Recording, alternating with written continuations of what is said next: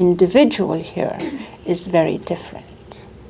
You've gone through a whole different locality. You've grown up on different food, on different habits, in different types of families, different types of situations. Your challenges are different.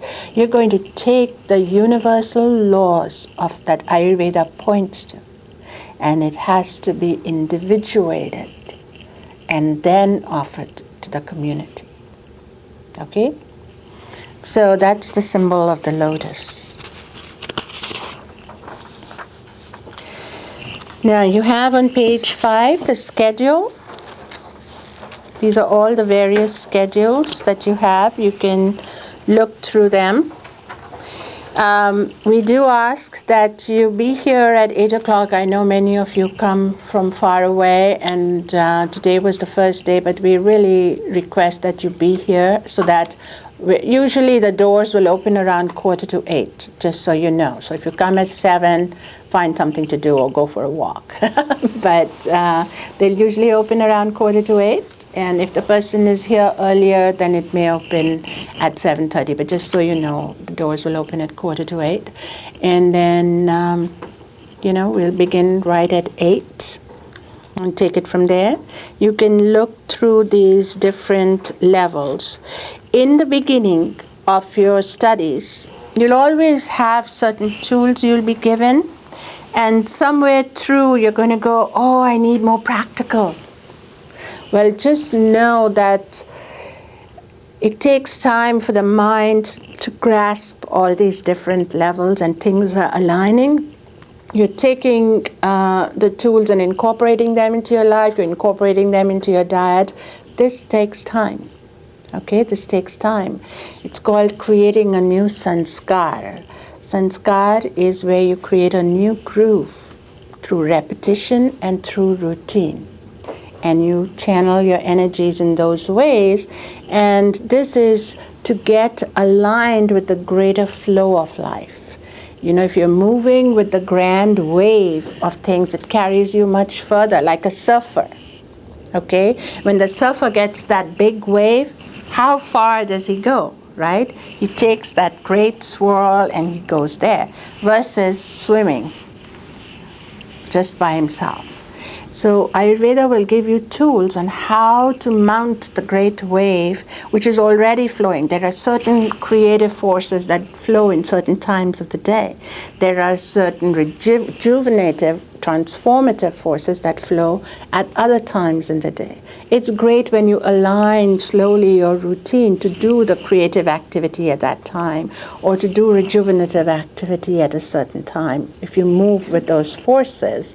And they move seasonally, and they move in different seasons in your life. Your individual life also has different seasons.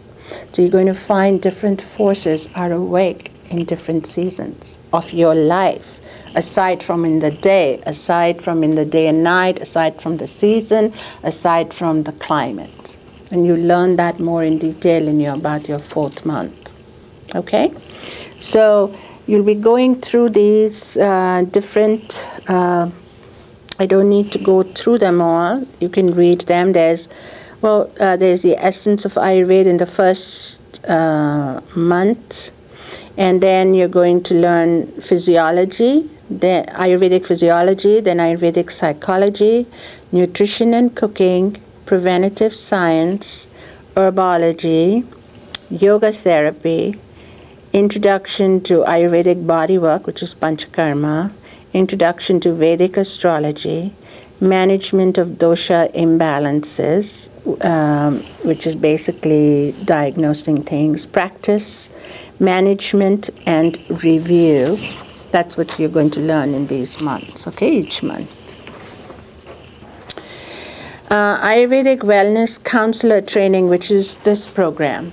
So there are, I think Rick must have told you this when you all first started, but the whole program is designed in 2 levels. The first part is basic foundational course for Ayurveda that you can take into your life, and where you can become an Ayurvedic counselor.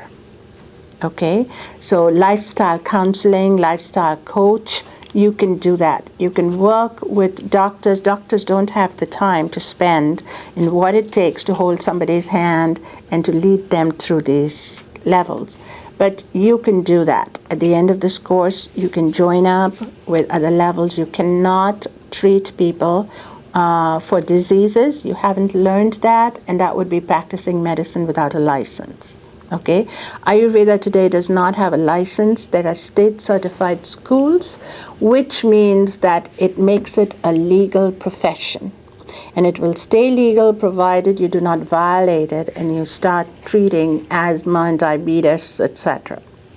What you can do is when people come in, you need to stay true to Ayurveda principles and see what are the doshas that are out of balance, what are the forces that are out of balance, and how Ayurveda recommends dealing with those forces. What you cannot do is